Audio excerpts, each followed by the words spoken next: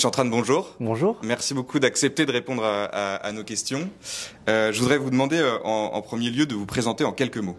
Alors je suis historien d'art, journaliste et spécialisé en histoire. Et je suis par ailleurs rédacteur en chef de plusieurs magazines, en particulier Napoléon Ier, Paris, Versailles, Napoléon III. Et depuis plus d'un an, directeur du patrimoine, enfin des sites patrimoniaux à Rueil-Malmaison. Très bien. Et vous venez d'écrire, alors pas d'écrire, mais en tout cas de publier un ouvrage qui s'appelle Chronique des territoires, qui vient de sortir aujourd'hui. Qui sort aujourd'hui, ce 6 septembre. Exactement. Donc, nous sommes le 6 septembre. Qui a comme sous-titre Comment les régions ont construit la nation. Alors ma première question est double. Est-ce que votre objectif par là est de montrer que tout dans l'histoire de France ne s'est pas passé à Paris et qu'au vu de l'histoire, avoir une vision centralisatrice pas du pouvoir, mais en tout cas du fonctionnement de la France, n'est pas un peu hérétique, si je puis dire, et peut-être défendu uniquement par les Jacobins? Il y a un exemple typique et qui va faire comprendre exactement le principe de cet ouvrage, c'est qu'aujourd'hui, nous sommes le 6 septembre 2023, et qu'il y a 80 ans, jour pour jour, c'était la libération de la Corse. Eh bien, cet événement, dont personne ne parle, c'est pourtant un événement majeur et fondamental. C'est-à-dire que la Corse, qui est considérée souvent en marge de tout le reste, et puis qui est un petit peu un cas à part, c'est un exemple et un symbole très fort, cette libération de la Corse. On a toujours tendance à poncer l'histoire de France, soit par la libération de Paris, évidemment, qui est un moment très important, ou évidemment, encore plus évident peut-être même, c'est le débarquement de Normandie. Mais cette libération de la Corse, eh bien, est à l'exemple du reste de l'ouvrage, c'est-à-dire que Paris n'a pas tout fait, et surtout, il faut regarder, et c'est le sous-titre de cet ouvrage, c'est Chronique des territoires, c'est que les régions ont construit la nation, non seulement par les événements, par les personnages, et par, j'allais presque dire, parce que c'est ça aussi le principe de l'ouvrage, la façon dont le patrimoine nous est légué et ce dont il faut en faire aujourd'hui, comment il faut le lire, ce patrimoine. Très bien. Et vous avez choisi comme couverture, alors je ne sais plus jamais le peintre, mais c'est Henri Motte, le cardinal de Richelieu au siège de La Rochelle. C'est un peu symbolique par rapport à... C'est très symbolique. À Paris, justement, aussi. Oui, très symbolique, parce que justement, il y a deux tendances dans ce livre, et cet exemple de La Rochelle en est tout à fait typique, c'est qu'il y a deux oppositions frontales habituellement. Notamment en particulier à cette époque, mais on va dire que c'est encore d'actualité, c'est l'aspect religieux et j'allais dire aujourd'hui avec la laïcité. C'est-à-dire que le pouvoir central, quel qu'il soit d'ailleurs, puisqu'il va évoluer à travers les âges, que ce soit l'Antiquité, le Moyen-Âge, il va ensuite, on le sait, se fixer en Île-de-France et ensuite à Paris, eh bien ce pouvoir central tente par tous les moyens de mettre dans la doxa, de mettre dans la lignée exactement sa volonté religieuse ou du moins d'autorité vis-à-vis de la religion. C'est le cas de Richelieu. Et l'exemple est tout à fait frappant. Il vient sur place, c'est lui qui conduit la lutte contre les opposants, et il le fait dans les deux directions. Et cette direction-là, elle est importante, donc religieuse, on va dire d'autorité. Et la deuxième, c'est les oppositions, qu'elles soient intérieures ou extérieures. Il y a non seulement le soulèvement de la ville de La Rochelle par rapport à son autorité et par rapport à son indépendance, et puis il y a surtout l'aide extérieure, des Britanniques en l'occurrence. Donc le fait que le Premier ministre de l'époque, Richelieu, vienne avec son fameux personnage que tout le monde connaît, le Père Joseph, qui est l'éminence grise par sa tenue et par son esprit, eh bien ce tableau, qui est en couverture du livre, résume finalement tout ça. C'est-à-dire que la France s'est construite à la fois par rapport à des oppositions et aussi à une volonté d'unité, qu'elle se fasse de Paris. C'est évident, et on va en parler, par le caractère jacobin et centralisateur, mais aussi parce que les régions elles-mêmes, par les événements et les personnages qui l'ont constitué, ont été les moteurs de cette volonté d'unité ou d'opposition, et c'est tout le sens, justement, de cet ouvrage. Et avant d'entrer dans le cœur de l'ouvrage, justement, est-ce que les Jacobins ou l'héritage des Jacobins a fait oublier cette histoire? Est-ce qu'on a essayé de gommer les régions et est-ce que justement cet ouvrage va à l'encontre de cet héritage jacobin? Il ne va pas à l'encontre forcément parce que tout ça, ce sont finalement une déontologie, des volontés aussi de se positionner, donc ce n'est pas vraiment l'idée. En revanche, c'est de montrer que ça ne s'est pas fait en un jour, que les choses se sont faites aussi progressivement et que surtout l'idée jacobine, eh ben, elle est l'héritière d'autre chose. Parce que cette volonté centralisatrice, les Francs l'avaient déjà au départ. Il faut remonter très loin. par rapport à la France déjà, hein, et puis je ne parle pas des autres pays. Mais les Francs avaient déjà cette volonté. D'une certaine manière, les rois ont tenté par tous les moyens de le faire, même si leur pouvoir a beaucoup changé, beaucoup évolué, que ce soit en Val-de-Loire, que ce soit dans le nord de la région parisienne. Enfin, ils ont eu des sites, j'en parle, avec Compiègne par exemple. C'est un lieu qu'on a complètement oublié.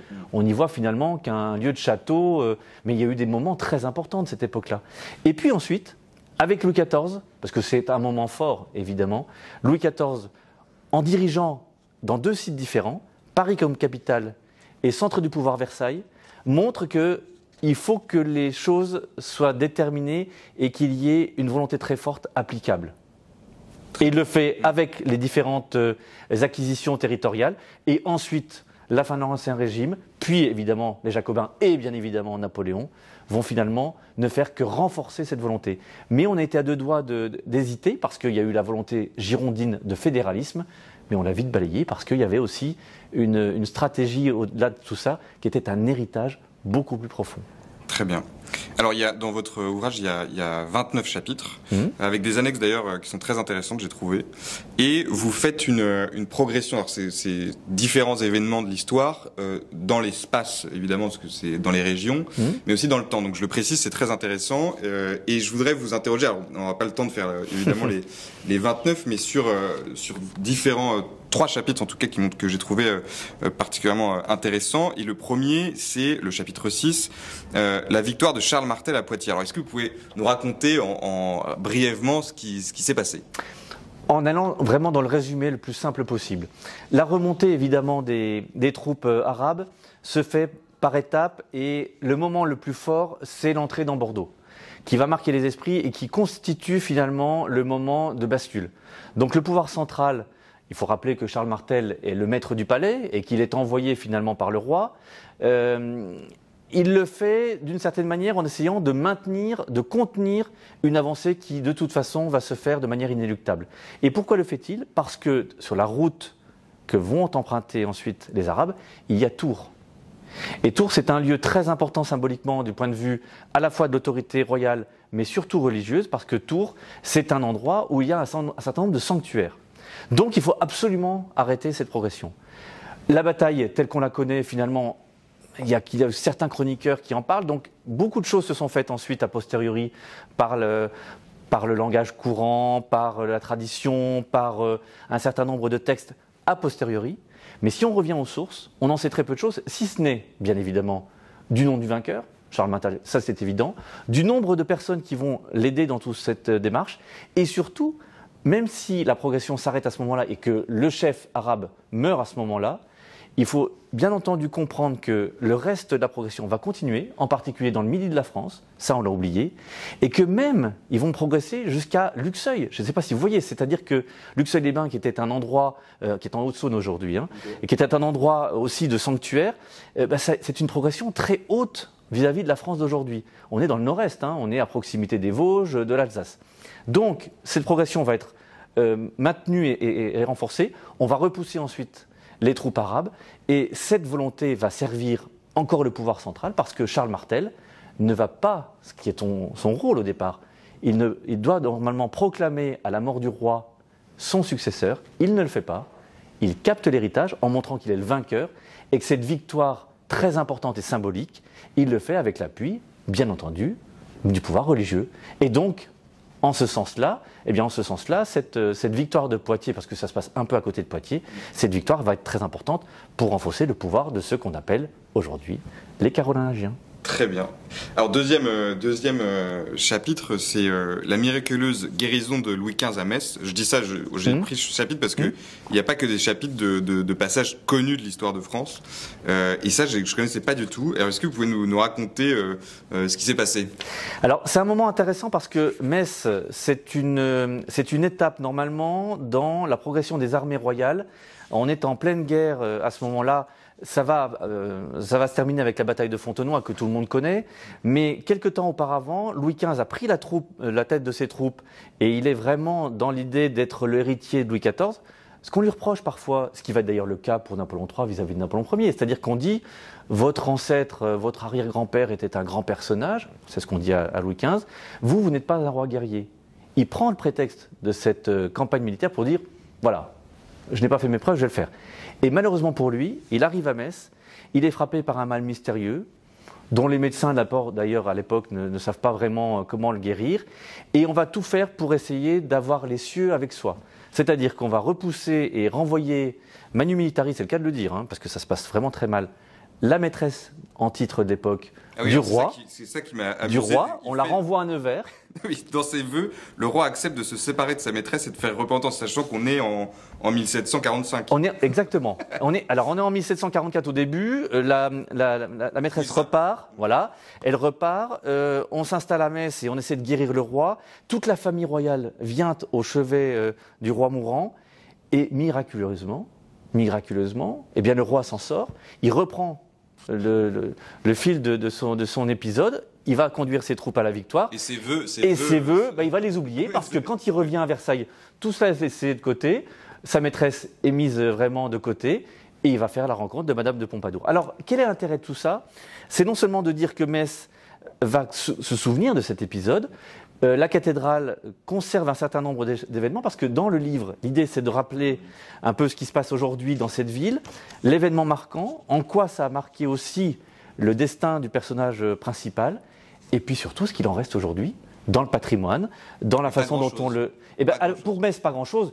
En revanche, pour Poitiers, on en a parlé tout à l'heure, Poitiers, si Poitiers a conservé autant d'églises, c'est aussi parce que Charles Martel a fait cette action si importante, notamment pour le pouvoir ecclésiastique. Ouais, très bien. Et alors, un dernier épisode que je ne pouvais pas éviter, c'est compte tenu de notre histoire ici au Parti des Républicains, c'est la visite officielle de Napoléon III à Nice. Alors Éric Anceau, effectivement, a fait un très beau livre sur Napoléon III, et cet épisode de la visite de Napoléon III, elle est révélatrice pour plein de choses. Et juste, au passage, on lui a dit, mais Napoléon III, quel bilan, père de l'Alsace-Lorraine, etc. Et il nous a répondu à juste titre, mais on a quand même gagné Nice et la Savoie. Et donc en fait, en réalité, le bilan est neutre, voire positif. Alors, donc je vous laisse raconter cette visite. C'est un moment très très important.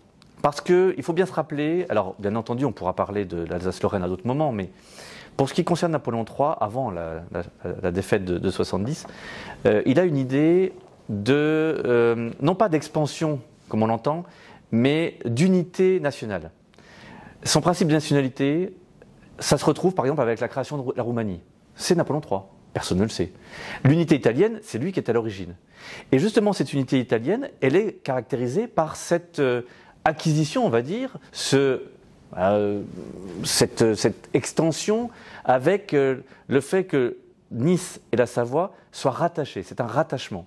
Et ce rattachement va se faire aussi avec un plébiscite. C'est-à-dire que les populations sont appelées aux urnes pour dire voulez-vous rester avec la maison de Savoie, donc du côté de Turin, ou au contraire avec le Piémont-Sardaigne, ou au contraire rentrer en France, comme ça avait été le cas, en particulier au moment de la Révolution et de Napoléon.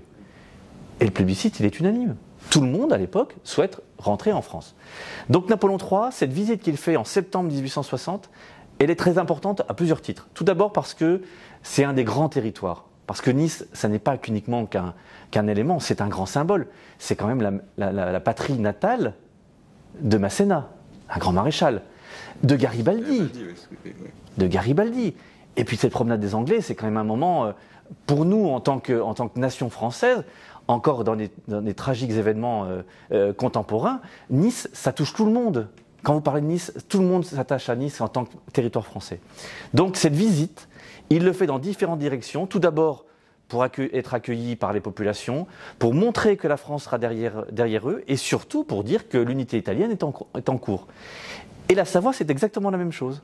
Il est arrivé en Savoie auparavant, il a fait différentes étapes avant d'arriver à Nice, et ensuite, c'est ça qui est très important, Napoléon III va se rendre en Algérie. Donc dans cet esprit-là, on est vraiment dans un moment de basculement, et j'allais dire que le bilan de Napoléon III, il est important dans toutes ces directions, c'est-à-dire l'unité française, donc nationale, d'où le titre, ces régions qui ont constitué et qui ont construit la nation.